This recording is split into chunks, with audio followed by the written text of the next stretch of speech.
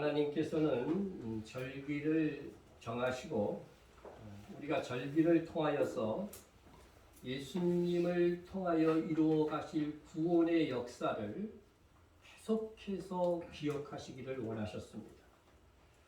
그러면 우리가 성경에서 알려주는 절기를 정확하게 이해하고 있으면 창조에서 역사의 끝까지 있을 하나님의 구원 역사를 잘 이해할 수가 있습니다. 하지만 항상 반대의 세력이 있는 법, 사탄은 절기를 통한 이 하나님의 계획을 사람들이 알지 못하게 하기 위하여서 그동안 절기를 정확하게 알지 못하도록 그런 가라지 씨앗을 뿌려왔고, 또 지키더라도 정확한 이해 없이 지킬 수밖에 없도록 여러 미혹의 방해의 그런 방법들을 사용해 왔던 것입니다. 사탄은 거짓 선지자를 통하여 정통 교회들보다는 이단들이 잘못된 방식으로나마 이 절기들을 지키게 함으로써 이 참된 교회들이 오히려 이단이라고 하는 오해를 받지 않고자 이 절기에 관심을 갖지 못하게 하는 그런 아주 전술 전략들을 펼쳐왔고, 그것이 지금도 성공적으로 이행되고 있습니다. 그러나 하나님께서 정하신 절기를 제대로 알진대 우리는 예수 그리스도를 통한 하나님의 구원의 계획을 확실하게 알 수 있게 되는 것입니다. 모든 절기의 시작은 유월절입니다. 유월절부터 시작됩니다. 초대교회는 원래 유월절을 지켰어요. 라틴어에도 이 부활절을 페식사라고 해가지고서 유월절부터 시작했는데 그 안에 부활절이 들어있었던 거죠.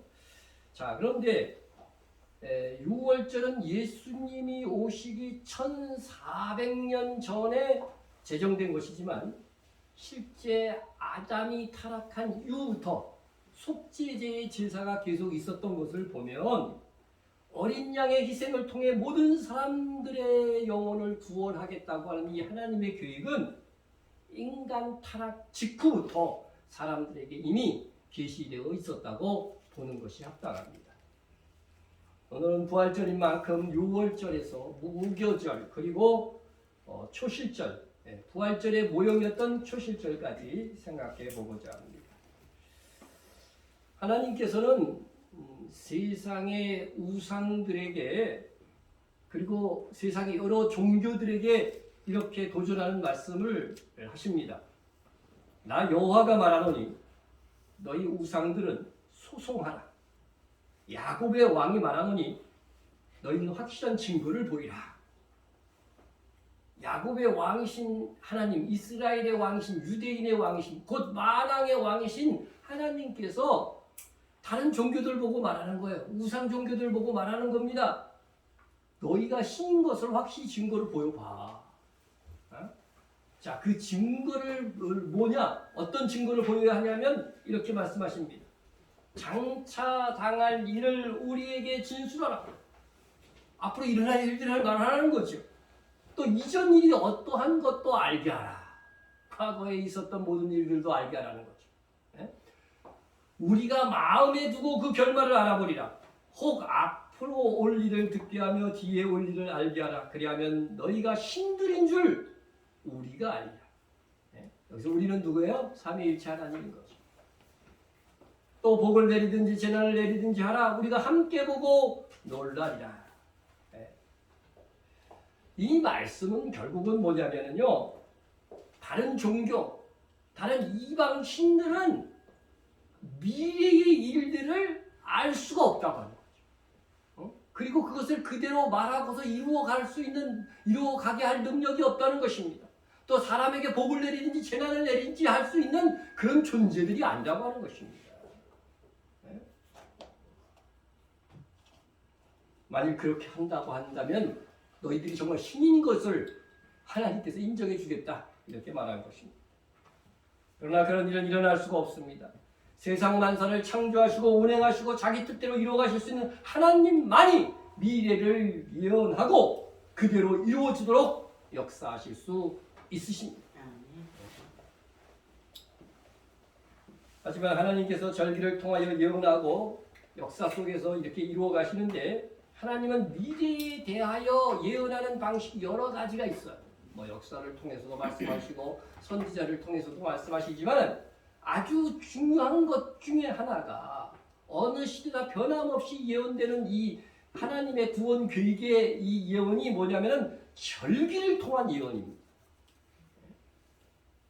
7개 절기 가운데에서 이미 4개의 절기가 이루어졌어요. 그것도 그 절기의 정확한 날짜와 시간에 맞춰서 이루어졌습니다. 그러므로 앞으로의 3번의 정해진 절기 그 시간에 주님은 역시 재림을 통해서 그 절기로 예언하신 것을 그대로 성취해 가실 것입니다. 우리는 지난 6월절 예배를 통하여 예수님께서 얼마나 정확하게 6월절 어린 양이 죽는 순서와 시간에 따라서 예언을 성취하면서 죽으셨는지를 배웠습니다. 오전 9시 어린 양을 제단불에 묶을 때 무슨 일이 일어났다고요? 예수님께서 십자가에 달리셨습니다. 오후 3시 성전 제단불에 묶여있던 6월절 어린 양을 죽이고 있을 때에 예수님께서 바로 그 시간에 운명하였다고. 여러분 이 복음서에서 시간까지 정확하게 기록한 이유를 알아야 됩니다. 이게 6월절 어린 양으로 죽으신 예수님이라고 하는 사실들을 우리에게 보여주시기 위함이라고 하는 것입니다. 절기를 지키지 않으면 이런 예언의 성취를 정확하게 알 수가 없습니다.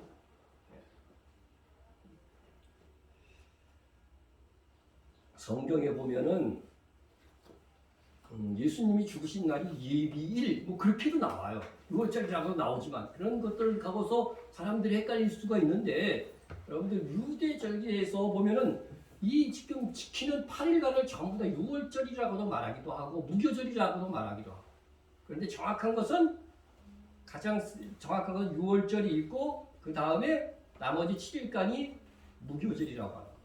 네? 그런데 무교절의 첫날을 뭐라고 하냐면은 요 날을 큰 안식일이라고 불러요. 네? 그래서 6월절은 큰 안식일의 예비일이기도 한 것입니다. 그래서 요한복음 19장 31절에 보면 큰 안식일 이야기가 나오고 그 예수님이 돌아가신 날이 예비일이었다고 이렇게 표현이 나오는 겁니다. 이런 것들은 여러분들이 착각하지 않기 위해서 먼저 말씀을 드리는 것입니다. 예수님은 이렇게 6월절 어린 양으로 오셨기 때문에 6월절에 돌아가셨어요. 6월절에. 이날 돌아가셨는데 그러면 무덤에 언제 들어가셔요? 무교절이 시작되는 그 시점에서 딱 들어가는 겁니다. 무교절이 시작되는 그 시점에서 들어가십니다. 그리고 사흘 만에 하루, 이틀, 3일을 지내고 요날, 그죠? 이날에 바로 예수님께서 부활하신 것입니다. 부활하신 것입니다. 그러니 6월절 무교절 초실절은 예수님의 초림 때 십자가에서 죽으신 날과 무덤에 들어가는 시간과 부활하시는 날까지 다 예언하고 있었던 것입니다. 이런 그 일이 있기 1400년도 더 전에 예언되었고 지금으로부터 2000년 전에 성취된 거죠. 그런데 사탄은 우리가 이를 알지 못하도록 대표적으로 로마 카톨릭 교회를 통하여 잘못된 가르침을 이어받게 하셨습니다. 여러분 우리의 종교 개혁자들도요. 정말 이 구원의 교리에 대해서는 정확하게 로마 카톨릭으로부터 개혁을 했지만 이런 절기나 이런 부분들은 그대로 남겨둔 거예요.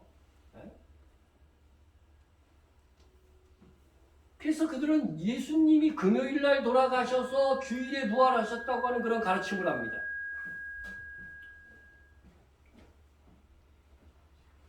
그래서 예수님이 십자가에 못 박히신 날이 성금요일이다. 그런 말까지 사용을 하죠.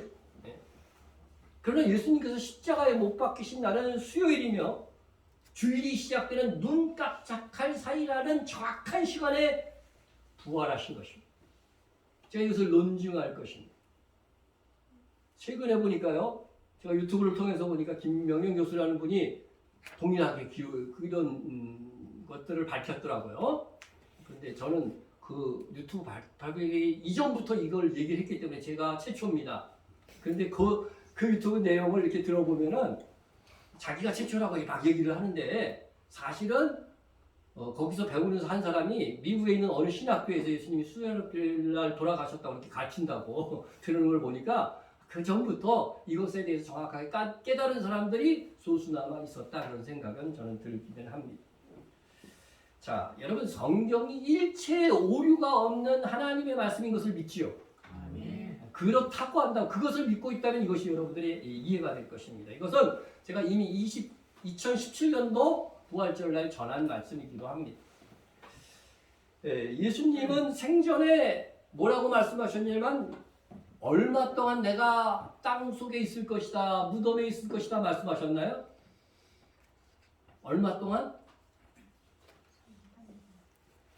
요나가 밤낮 사흘 동안 큰 물고기 뱃속에 있었던 것 같이 인자도 밤낮 사흘 동안 땅 속에 있으리라.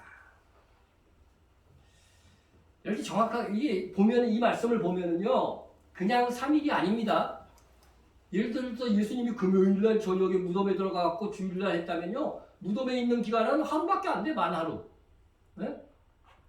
근데 예수님이 뭐라고 말씀하냐면요 밤낮 3일입니다. 밤낮 3일. 예? 이게 원어로 보면은요 사흘 낮 그리고 밤에 분명히 세 번의 낮과 세 번의 밤을 지난 다음에 부활할 것이라고 예수님께서 이미 예언을 해놓으셨어요. 그러면 이 말씀을 어떻게 돼요? 100% 그대로 믿어야죠. 예수님의 말씀도 안 믿으면 큰일 나죠. 그죠? 여기 있을 필요가 없는 거죠. 그러니까 세 번의 밤과 세 번의 낮을 땅 속에 있는 거예요.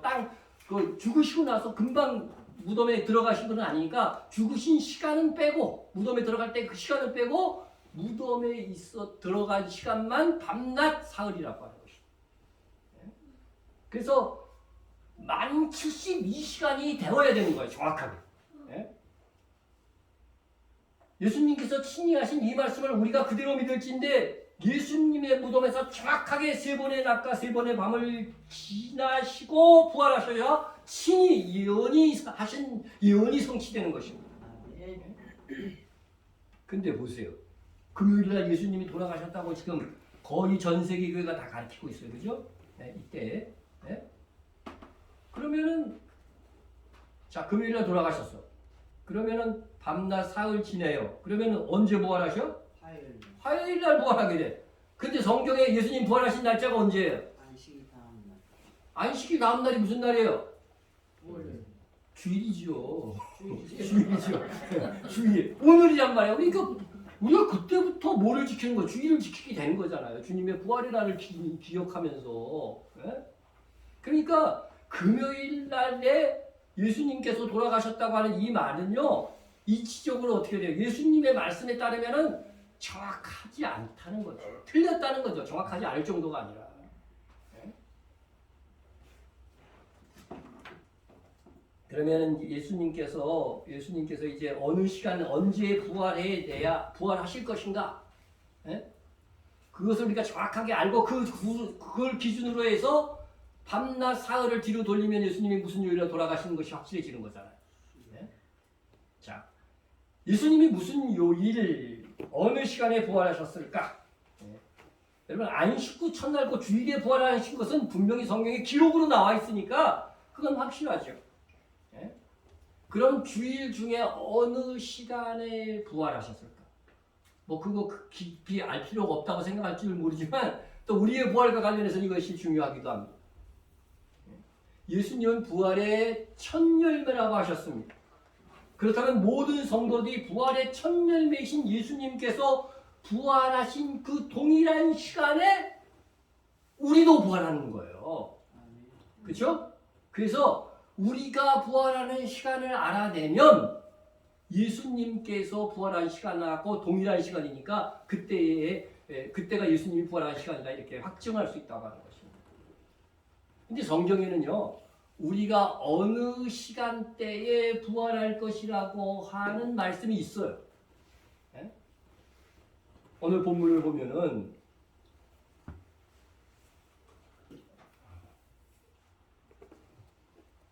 보라 내가 너희에게 비밀을 말합니다. 여러분 이게 말했는데도 비밀이야. 어? 비밀을 말하는 거야. 우리가 다 잠잘 것이 아니요 마지막 나팔의 순식간에 호련히 다 변화되리니 나팔 소리가 나며 죽은 자들이 썩지 아니할 것으로 다시 살아나고 우리도 변화되리라. 여러분 죽은 자들이 언제 부활한다고 되어 있습니까? 우리가 이 부활하면은요 예수님의 부활만 생각하기 쉬운데 부활의 첫 열매이신 예수님을 따라 성도가 부활하고 그날에 모두 일어나는 거예요? 휴거도 일어나는 겁니다. 그러므로 부활과 휴거는 한날에 있을 것이기 때문에 함께 이 부활절에 생각해 보는 것이 좋다는 것입니다. 아마도 바울은요 자기가 살아있을 때에 주님이 오실 것이라고 생각했나 봐요. 그죠? 그래서 우리도 변화되셔. 자기가 살아서 예수님을 맞이할 것으로 생각했을 정도인 것입니다. 그렇게 모든 시대의 성도들은 주님이 내 시대에 올 것이라고 하는 태도를 가지고 신앙생활을 해야 된다는 거예요. 그러나 정말 우리 시대는 주님이 다시 오시는 것을 볼 수 있는 세대인 것입니다. 여기서 죽은 성도들이 썩지 아니할 몸으로 부활하고 살아있는 성도들은 금연히 호련히 변화되는 이유가 뭐냐?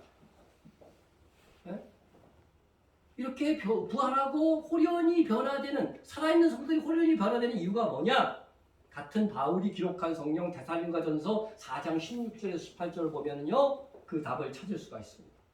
주께서 호령과 천사장의 소리와 하나님의 나팔 소리로 이 하나님의 나팔 소리가 뭐예요? 마지막 나팔인 거예요.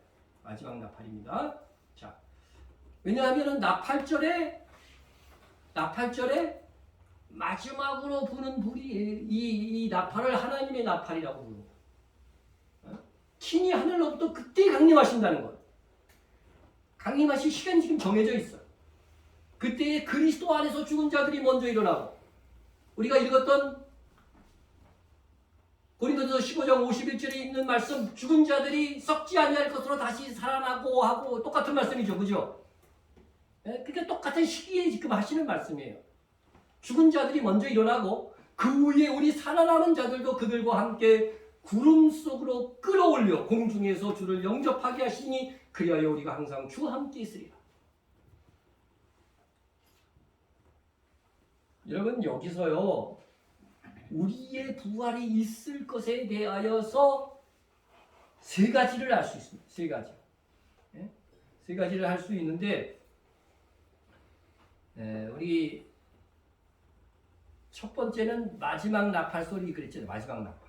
그죠? 순식간에. 이게 시간을 가리키는 거예요. 어느 시점이라고 하는 것을 가리키는 거예요. 그런데 이거를 제가 그 원문을 한번 찾아봤어요. 그랬더니 원문을 찾아보니까 기록관 그대로 번역을 하면 한순간에 여기 이제 한순간에 그 다음에 눈 깜짝할 시간에 눈 깜짝할 시간에 그리고 뭐가 있냐면은 마지막 나팔 그죠? 마지막 나팔 이 세 가지가 있는 거예요. 그러니까 세 가지 시간에 어떤 그 구분이 있더라고 하는 거죠.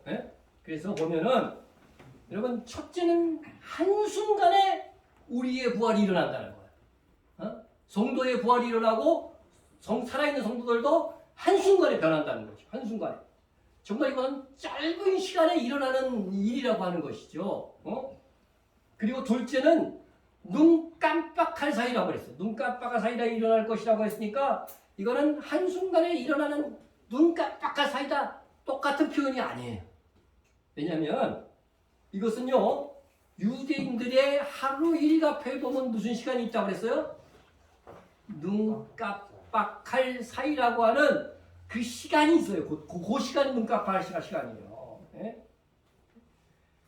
유대인들은 하루를 시작하는데 해가 지자마자 여기 이제 하루 일과표 여기까지가 하루 일과표인데 해가 지자마자 이 지점 있죠. 요거 지점. 이 지점이 바로 뭐냐면은 눈 깜빡할 사이라. 그리고 유대인들은 하루가 밤 12시부터 시작하는 것이 아니라 저녁 6시부터 시작해. 해지가 지자마자. 그리고 밤을 지내고 나서 어떻게 해요? 낮이 되는 순간 있죠. 낮으로 바뀌는 그 찰나. 그것을 역시 또 눈 깜빡할 사이라고 하는 거니까. 하루에 몇 번의 눈 깜빡할 사이가 있어요? 네, 2번이나 있어요. 2번이나. 이게 영어로 하면 thinking of an eye. 네? 눈 깜빡할 사이라고 분명하게 되어 있어요. 네? 자, 이렇게 눈 깜빡할 사이가 2번이라고 하는 거예요. 2번. 네?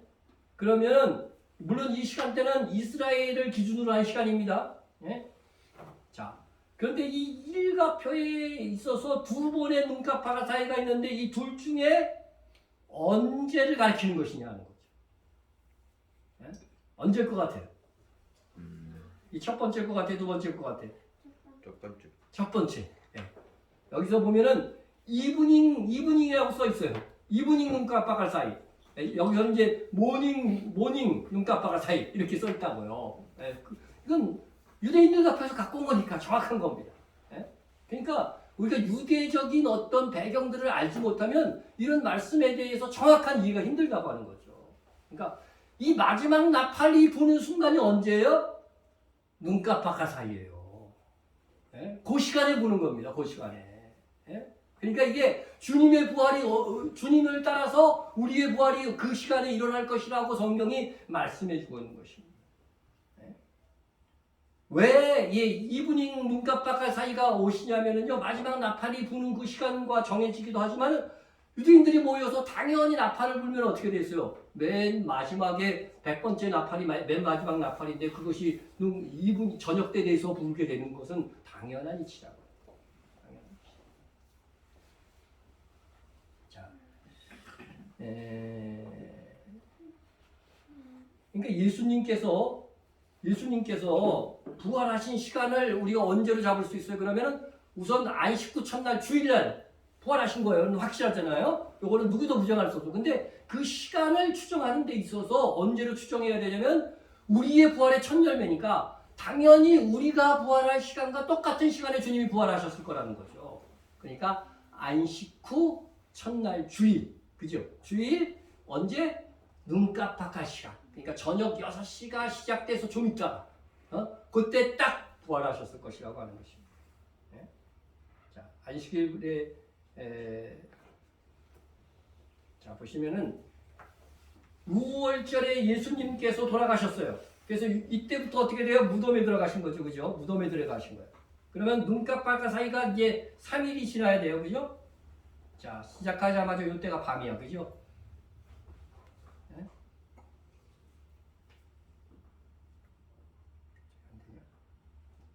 네. 여기가 밤, 그죠? 반쪽이 또 이렇게 밤이죠? 네. 이렇게 밤이 되는 거죠. 그러니까 세 번의 밤과 세 번의 낮을 딱 지나면 언제예요? 네?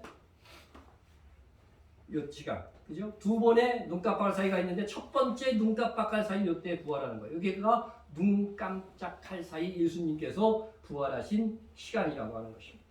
네?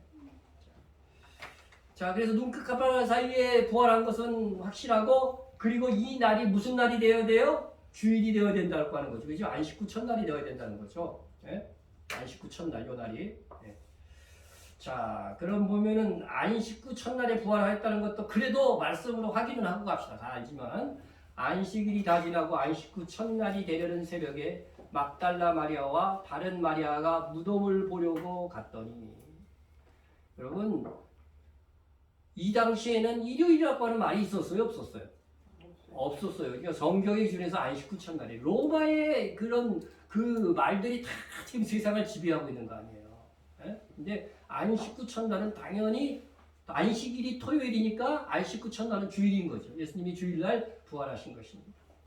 그때 예수께서 그들을 만나 이르시되 평안하라 하시거든 여자들이 나가 그 발을 붙잡고 경배하니 부활하신 예수님을 처음 본 이 여자들 안식구 첫날에 본 걸로 봐서 안식구 첫날에 부활했고 시간은 눈 깜짝할 사이 그때다 이렇게 여러분들이 이해하시면 되겠습니다. 그래서 그렇다고 한다면 예수님께서 돌아가신 해가 몇 해예요? 언제예요?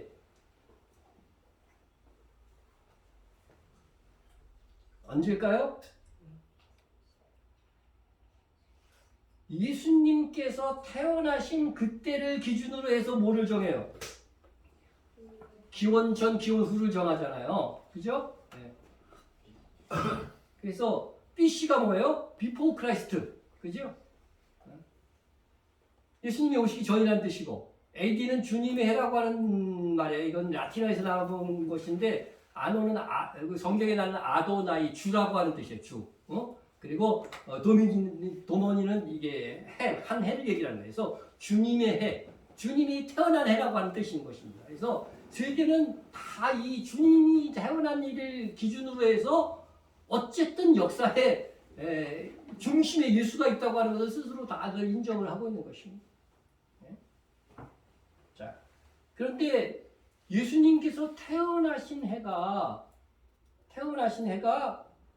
언제냐? 당연히 AD 0년이 돼야 되겠죠?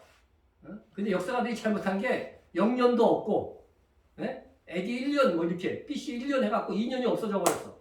그래서 역사의 기록을 나중에 살피다 보니까 이게 잘못 기록한 거야, 연대를. 그래가지고서 이 모든 역사 기록을 수정할 수가 없잖아요. 그러니까 할 수 없이 예수님께서 BC 4년에 태어나시고 예수님께서 AD 30년에 돌아가셨다. 지금은 이제 이런 것들이 거의 확정적이 되었었어요. 왜냐하면 컴퓨터가 발달해가지고 다 이렇게 여러 달력을 비교해서 보면 이게 확정적으로 되어 있습니다.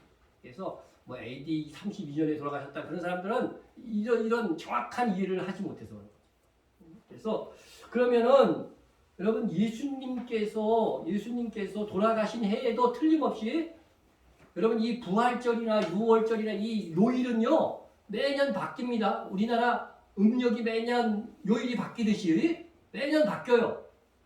그리고 여러분들 이 초실절은 어떻게 결정하는 거냐면 무교절 중에 안식일 다음 날이 초실절이에요. 항상 주일이 돼야 되니까. 예수님께서 주일날 안식 후 첫날 부활할 것을 예언하기 위해서는요 요일이 계속 바뀌는데 어때요? 항상 무교절에 있는 안식일 다음 날에 지키기로 함으로 인해서 예수님께서 주일날 부활하실 것을 1000년 넘게 예언하고 있었던 거예요. 그런데 AD 30년이 이었을 때는 예수님께서 돌아가시고 3일 3야가 지나서 뭐가 되어야 돼요? 반드시 주일이 되어야죠.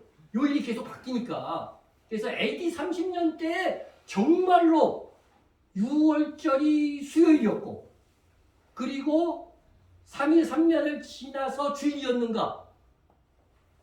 이것을 맞아 들어갈 확률은 7분의 1밖에 안 되는 건데, 그죠? 정말 그랬을까? 그것을 살펴봐야 된다는 거죠, 정말로. 그래서 제가 살펴봤어요. 이것도 세계 최초인지 모르겠는데. 근데 중요한 거는 AD 30년 달력을 구할 수 있어야지. 여러분, 마지막 때는 뭐가 더해지는 시기라고요? 지식이 더해지는 시기야. 그래서 다 자료를 구하려면 다 구할 수 있어요. 그래서 보니까 AD 30년 때의 달력을 팔아. 유대인 달력 해갖고 이게 파는데 한 78달러 되더라고. 이게 종류별로 다 이게 가격이 유대인 달력. 그런데 이것이 지금 우리가 쓰고 있는 달력인 태양력과 같이 비교되는 달력이어야 이거를 확인할 수가 있잖아요. 우리하고는 좀 다르니까. 그래서 그 달력도 역시 있기는 있어. 돈 주고 사기는 아까워. 그런데 그 앞에 맨 표시된 것이 다행히 예수님이 돌아가신 그 달에 달력이 있어가지고서 그것을 제가 스크랩해가지고서 확인을 해봤습니다. 여러분 여기서 보면은 뭐라고 분명히 되어 있냐면은요. 언제 이게 튜즈데이예요, 이게. 화요일 날 예수님께서 잡히신 거라고 이렇게 딱 설명이 돼 있어요. 화요일 저녁. 여러분 우리 유대인들은요 반나절 일찍 뭐가 와요? 하루가 오는 거예요. 저녁부터 시작하니까. 그러니까 당연히 화요일 저녁에 달해서 이 수요일 날이 뭐예요? 6월절인 거죠. 그러니까 유대인들은 이 화요일 저녁 때부터 시작해가지고서 수요일 저녁 때까지 이 기간이 뭐예요? 6월절인 거죠. 예? 6월절입니다. 거기 딱 서 있다니까요. 써 있어요. 예? 그래서 이 분명하게 수요일이 6월절인 것을 분명하게 기록하고 있어요. 그래서 3일, 3야를 지나게 되면은 그 다음 날이 뭐예요? 주일 확실하죠. 그죠? 우리가 올해 같은 경우에는 6월절 다음 날이 바로 주일이야. 하루밖에 안 지났어. 그죠? 그런데 예수님이 AD 30년 돌아가실 때는 정말 예언을 이루기 위해요. 생전의 예언을 이루기 위하여 이렇게 정확하게 6월절 3일 3야 5일의 주일이 되도록 이 날짜를 정해서 주님이 오신 거라니까요. 네? 어렵습니까? 네? 우리 달력 기준으로 하면은 화요일 저녁에 예수님께서 자 일단 기준 하루가 시작되니까 대한민국은 밤 12시가 하루 시작이죠. 이스라엘은 전날 오후 6시경 하루를 시작합니다. 네? 하루가 일찍 오는 거예요. 그래서 우리나라 기준으로 하면 어떻게 주님이 예언을 하셨냐면요. 화요일 저녁에 6월절 만찬이 있었어요. 예수님께서 제자들과 6월절 최후의 만찬 그림도 있잖아요. 그리고 화요일 밤에 겟세마네 동산에서 기도하시다가 체포되십니다. 네? 체포되십니다. 그리고 수요일 새벽에 빌라도의 재판을 받게 돼요. 사형 선고는 누구만 내릴 수 있어? 로마 총독만 내릴 수 있기 때문에. 그리고서 오전 9시에 뭐가 집행돼요? 예수님이 십자가에 달리셨다고 분명히 기록되어 있어요. 제3시라고 기록되어 있어요. 유대 날사라는. 자, 그 다음에 수요일 오후 3시에 그 다음에 십자가에서 돌아가셨다고 분명히 성경에 기록되어 있어요. 그리고 수요일 오후 6시에 무덤에 들어가십니다. 그리고 밤낮 3일 무덤에 계시다가 우리 기준으로 하면 수목금토가 있었던 거예요. 자, 그래서 토요일 오후 6시경에 부활한 걸로 되어 있습니다. 그러나 성경은 뭘 기준으로 기록되어 있다? 이스라엘 시간으로 기록되어져 있는 거예요. 그래서 수요일, 우리는 화요일 저녁에 예수님께서 만찬을 한 걸로 되어 있지만 사실 우리 시간으로 하면 수요일 저녁이에요. 수요일 저녁. 그러니까 이스라엘 시간으로는 그날이 수요일 저녁이 된 거예요. 수요일 저녁. 그리고 이스라엘 시간으로 하면 수요일 밤에 겟세마네 동산에서 기도하시다가 체포된 거예요. 이게 다른 겁니다. 이게 요 부분이 우리가 기억을 해야 돼요. 그리고 예수님께서 무덤에 들어가신 수요일 오후 6시가 이스라엘에서는 뭐예요? 목요일 이미 오후 6시가 돼버린 거예요. 예? 그러니까 반나절이 먼저 일찍 오니까 하루가. 예? 그것을 우리가 꼭 그래서 유대인 기준으로 하면은요 정확하게 3일 밤낮이요 목, 금, 토 3일이 쓴 거예요. 그리고서 주일 오후 6시요. 우리로 얘기하면 토요일 오후 6시가 되는 거죠. 그러니까 주일 오후 6시에 딱 부활하신 거죠. 정확하게 부활하신 거죠. 그래서 여러분 이해가 잘 안 가시더라도 아 그렇구나. 수요일날 돌아가시고 주일날 부활하셨다. 그것만 기억하세요. 그것만 여러분이 부활하시면은 이 성경의 예언이 정확하게 이루어진 것이다. 이스라엘 기준 시간으로 하면. 자, 그리고 예수님께서 바로 이제 주일을 맞이하는 눈 깜짝할 시간에 이제 부활하셨음을 제가 이제 지금까지 완벽하게 증명을 하셨습니다. 그러면 예수님께서 죽으신 요일과 부활하신 요일을 성경의 자료에 의해서 정확하게 아는 것이 왜 중요하냐? 왜 중요한가 하는 것입니다. 첫째는 예수님께서 부활의 첫 열매이시기 때문에 두 번째 열매인 우리들도 그분이 부활하실 정확한 요일과 정확한 시간에 우리도 부활할 것이기 때문에 그렇습니다. 이 예수님은 6월절 어린 양이 죽는 그 시간에 정확하게 죽으셨고 초실절이 되는 그 시간에 정확하게 부활하셨다고 한다면 다시 오실 때에도 마찬가지로 정확한 시간에 오실 것이고 우리도 성경이 예언한 정확한 시간에 부활하게 될 것이기 때문에 이 시각을 아는 것이 중요하다고 하는 것입니다. 그래서 우리도 예수님이 부활한 시간 안식구 첫날 주일 눈 깜짝할 시간에 우리도 부활할 거라는 거예요. 지금까지 그냥 예언만 해놓고 안 이루어졌다고 한다면 엉뚱한 시간에 이루어졌다고 하면 그렇게 생각할 필요가 없어요. 그런데 정확한 시간에 주님이 예언을 이루어왔기 때문에 주님의 다시 오십니다. 우리의 부활도 언제요? 주일날 눈 깜짝할 시간에 이루어질 것입니다.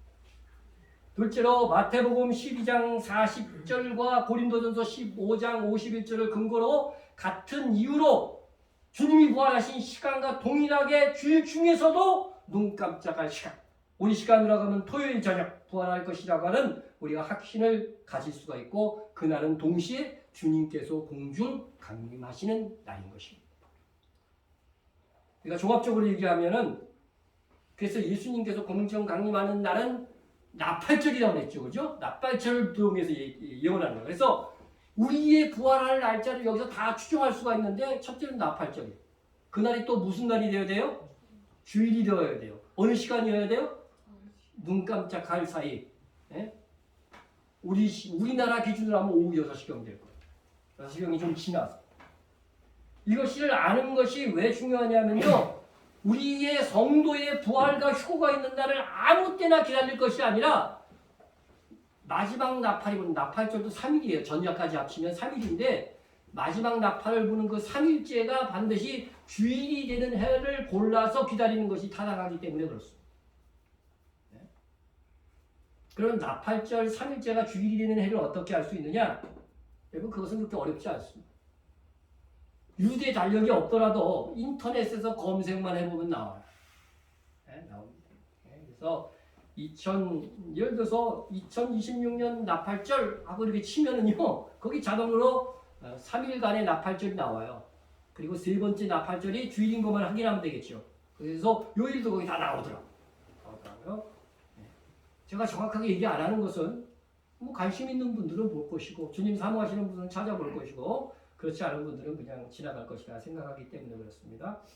자, 그런데 제가 이렇게 말씀드릴 때에 주님께서 도둑같이 오신다고 했는데 어찌 그 해와 날을 이렇게 말씀하시는가, 이렇게 의문을 품으실 분이 혹 있을지 몰라요.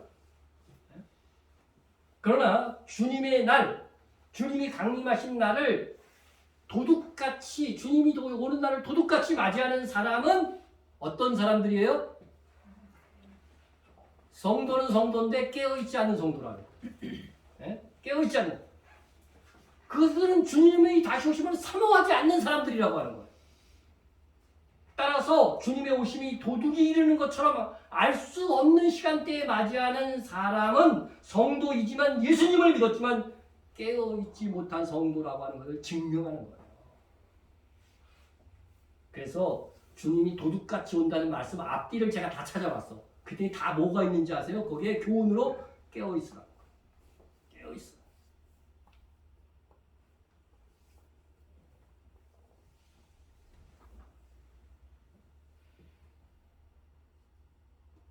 너희도 아는 바니 만일 집주인이 도둑이 어느 시간에 올 줄을 알았더라면 깨어있어 그 집을 뚫지 못하게 하였으리라.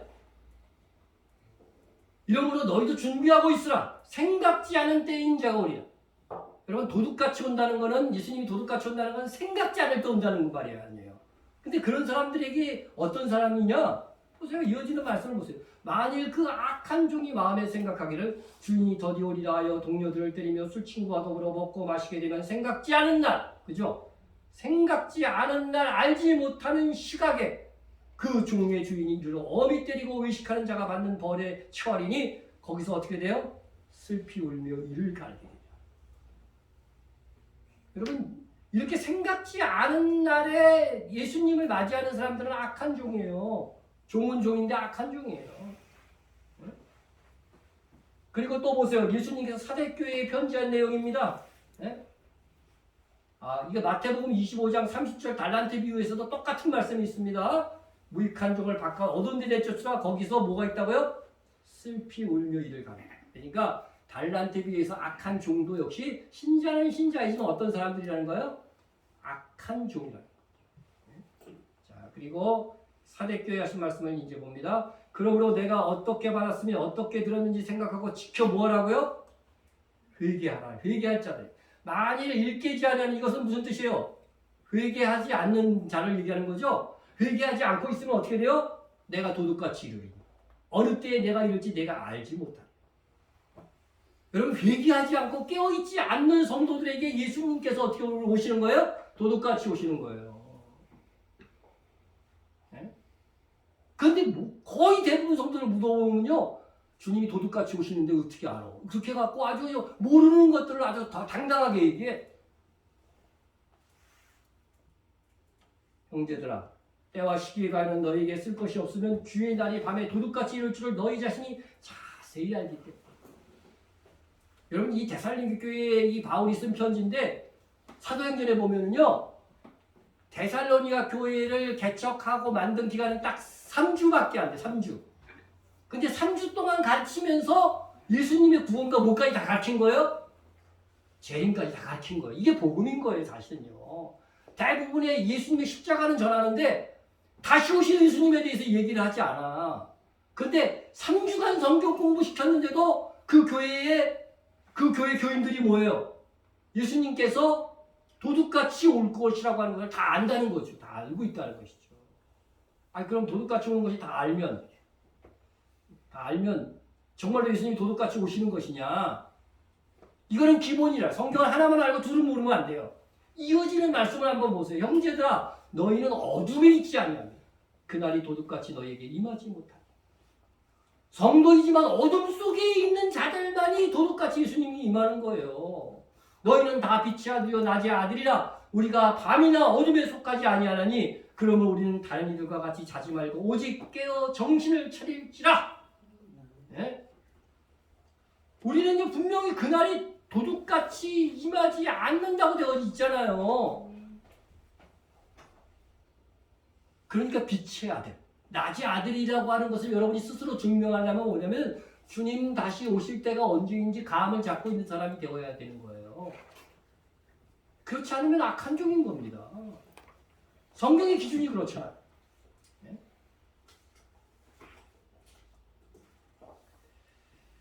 자, 주님이 도둑같이 이를 것이라는 이 말씀 속에는 항상 이 깨어 있으라고, 정신을 좀 차려, 정신 차리세요. 깨어 있으라고 계속 말씀하고 있잖아요. 그래야 주님이 다시 올 때가 언제쯤 될 것이라고 하는 것을 깨달을 수 있다는 것이죠. 알 수 있다고 하는 것이죠. 네? 자, 여기서 그래서 깨어 있으라고 하는 이 말씀을 우리가 기억하고서 주님이 언제 오실지에 대해서 아는 것이 깨어 있고, 그 주님이 다시 오심을 그러면 대비하기 위해서 어떻게 살아야 되는가? 사명을 감당하고, 그죠? 성결하게 살고, 선교에 충실하며, 이게 확신 속에서 주님을 맞이하는 깨어있는 성도의 모습인 것입니다.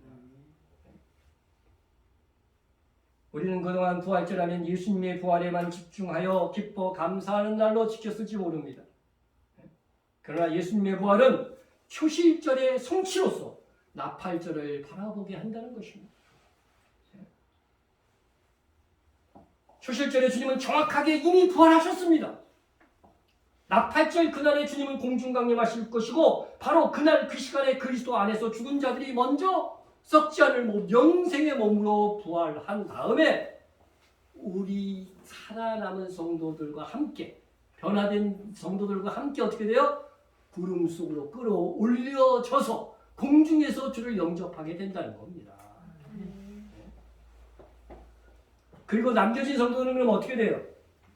적그리스도와 거짓 선지자가 일으키는 3년 반의 대환란을 겪을 때에 순교한 성도들도 나중에 주님 재림하실 때 부활 휴거됩니다.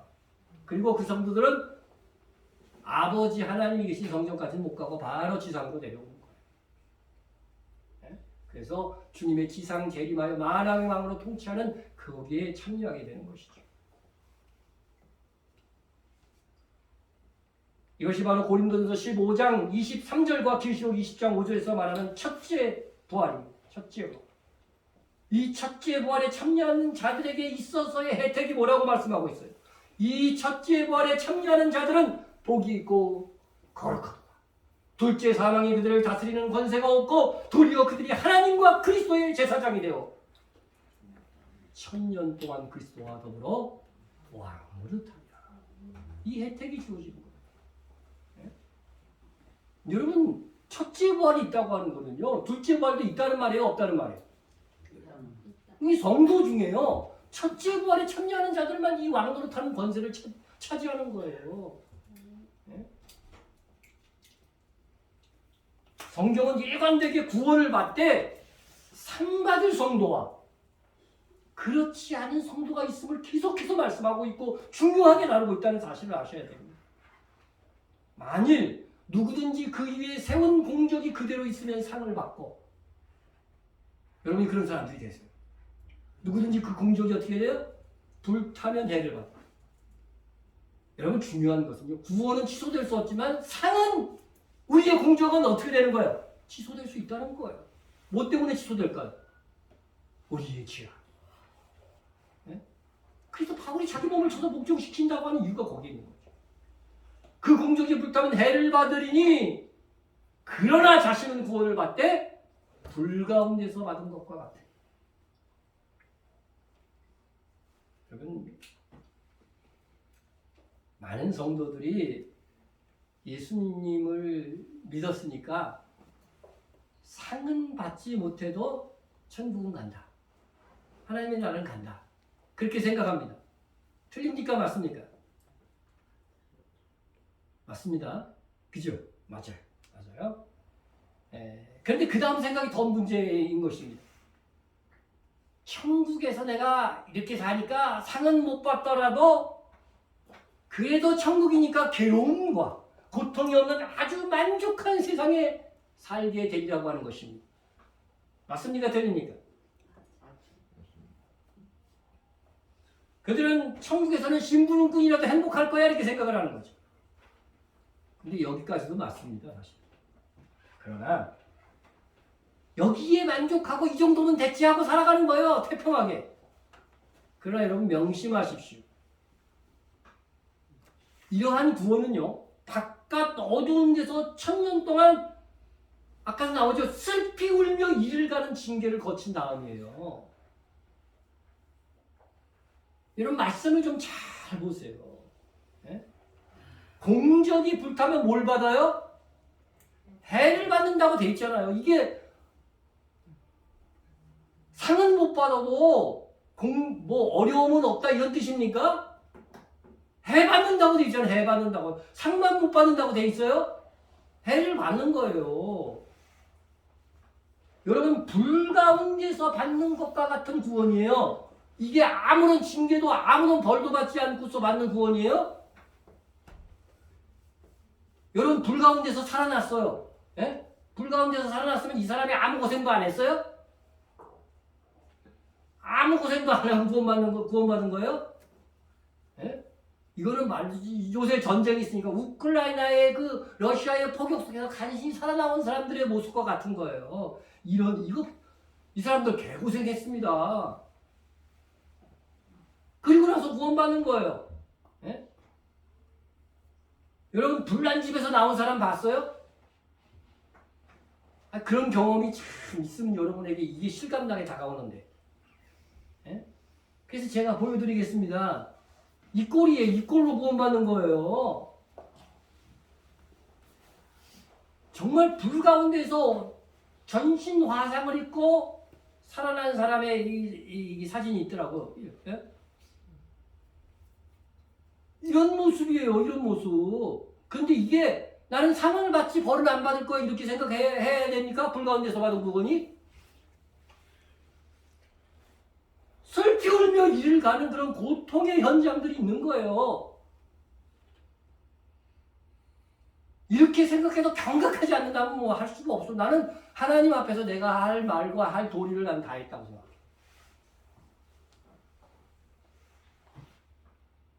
정신을 차려야 됩니다. 아직 공적을 쌓을 기회가 있는데, 남아있는데 나는 구원만 받으면 돼 하면서 아무렇게나 살면 안 됩니다. 그런 사람은 지금 기준에서 보면은 정말 그 사람이 그 예수를 믿은 사람인지조차 의심해야 되는 사람이라는 거죠. 왜냐하면 성령께서 우리 안에 계실 때 어떻게 그런 생각을 할 수 있어요. 주님 다시 오심을 예비하는 착하고 충성된 종이 되어야 합니다. 이 길을 다툰 자마다 뭐 한다고 돼 있어요? 절제한다고 돼 있잖아요. 절제한다. 절제는 뭐예요? 내가 이거 하고 싶은데 안 하는 게 있는 거 아니에요. 네? 내 인생은 나의 것. 내가 원하는 대로 살래. 그러면 아무것도 안 돼요. 공적을 쌓을 수가 없어요. 바울조차도요 자기의 모범으로 내가 내 몸을 쳐서 어떻게 해야 된다고 했어요? 복종시킨다고 돼 있잖아요. 이유가 뭐예요? 상 잃어버릴까 봐.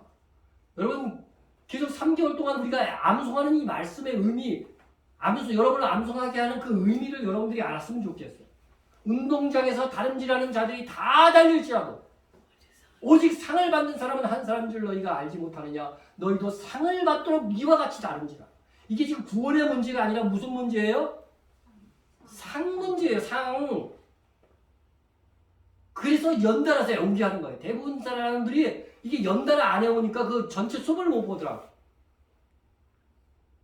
여러분 상 받도록 다름질하는 사람은 어떻게 살아야 된다고요? 이기기를 다투는 자와 같이 살아야 돼요. 이기기를 다투는 자는 어떻게 살아요? 모든 일에 절제하나니. 그들은 썩을 승리자의 간을 얻고자 하되 우리는 썩지 아니할 것을 얻고자. 영원히 소멸되지 않는 상급이에요. 이거는. 이어지는 말씀이 뭐예요? 그러므로 바울이 어떻게 사는가 모본을 보여주는 걸 얘기하는 거예요. 그러므로 나는 다름질하기를 향방 없는 것 같이 한다. 방향은 정확하게 무엇에 대해서 열심히 살고 있느냐 이거예요. 여러분들 집 사고 뭐 세상에서 누리고 그것을 위해서 열심히 살지 말라는 거예요. 지금 그렇게 살지 말라는 거예요. 아니라 우리의 최종적인 목표는 예수 그리스도를 향해 있어야 된다고 하는 거죠. 향방 없는 것 같이 아니하고 싸우기를 허공을 치는 것 같이 아니하고. 여러분 권투하는데 휘둘르면은요 허공 휘둘르면 어떻게 힘만 빠지는 거지. 하늘나라에서 아무 상도 없어요. 상대방에게 타격도 안 가. 내가 내 몸을 쳐 복종케 하라. 이유가 뭐예요? 내가 남에게 전파하고. 바울과 같이 복음 많이 전하는 사람이 어디 있어요? 그 복음 전하는 그 공로를 인정받아야 되는데 자신이 도리어 버림을 받을까 두려워하냐. 여기서 버림을 받는 건 뭐예요? 지금 상에 대해서 얘기하고 있는 거잖아요. 상 잃어버릴까 봐. 내가 내 몸을 쳐서 성결하게 유지하지 아니하고 거룩하게 유지하지 않으면 뭘 잊어버려요? 상을 버림받을까 봐, 잃어버릴까 봐. 바울은 그렇게 자기를 절제하고 자기의 정욕과 자기의 욕망과 이런 것들을 절제하면서 살아노라고 자기의 모본을 이야기하고 있습니다. 이것을 이야기하는 이유가 어디 있겠습니까? 너희도 그렇게 살라는 것입니다. 상을 쟁취하며 또 이미 쟁취한 상을 잃어버리지 말라고 하는 것을 말씀하고 있는 것이잖아요. 우리 다같이 우리 주신길교회에 속한 성도들은 주님의 다시 오심을 사모하면서 삽시다. 주님의 다시 오심을 사모하면서 사는 성도는 첫째 부활에 참여하고자 그리스도의 심판대에서 상을 얻도록 오늘을 그렇게 산다고 하는 의미인 것입니다. 여러분 지금 어디를 보고 있습니까? 어느 방향, 향방 없는 것 같이 아니한다는 어디를 지금 바라보고 살고 있어요?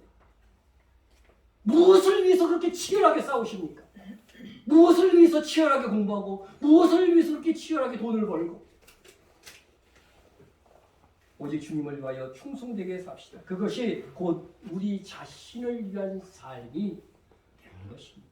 아멘. 통성으로 한번 기도하겠습니다.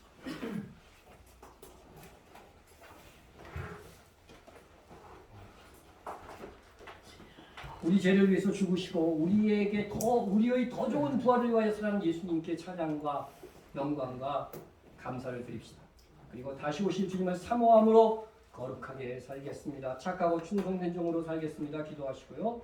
우리의 선교지와 또 선교사를 위한 여러분들 기도를 해주시기 바라겠습니다. 어려운 형편에 처한 선교사들도 많이 있습니다.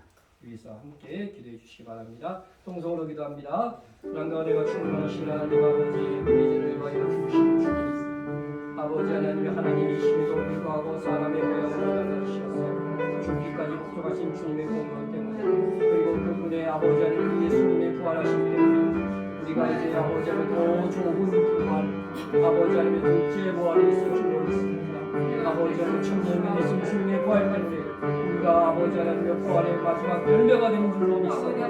아버지 예수님께 찬양과 영광과 감사를 드립니다. 아버지 하나님 이제는 우리가 아버지 하나님 다시 오실 주님을 사모하며 살겠습니다. 그날이 아버지 하나님 우리가 부활하는 날인 줄로 믿습니다. 그날의 아름다운 부활, 승리의 부활, 아버지 되기 위해서 찬양하고 충성된 분으로 이 땅을 살아갈 수 있는 저희들 다 이루어질 수 있도록 도와주시기 바랍니다. 우리 아버지 하나님의 손을 담아 지원하는 선교지를 위해서 기도하오니 아버지 각각의 성교사와 성교단 치와 성교지마다 풍성한 열매를 열릴 수 있도록 주께서 함께하옵소서. 김웅균 수석상교사 아버지 러시아에 이렇게 연결이 잘 안 되는 가운데 있사오니 이 속에서도 안전과 건강과 생활을 지켜주시기를 바랍니다. 아버지 하나님 영수 어린 성교사에게 함께하여 주시옵소서. 아버지 하나님 가운데서도 반드시 주의 복을 전하고 있는 아름다운 기도로 이끌어갈 수 있도록 주님께서 함께하여 주시고 이스라엘에 있는 이 모든 교회들이 감사와 성장과 동이 함께하여 주시고 계속된 우리의 지원을 통해 아름다운 교회를 이루어주시고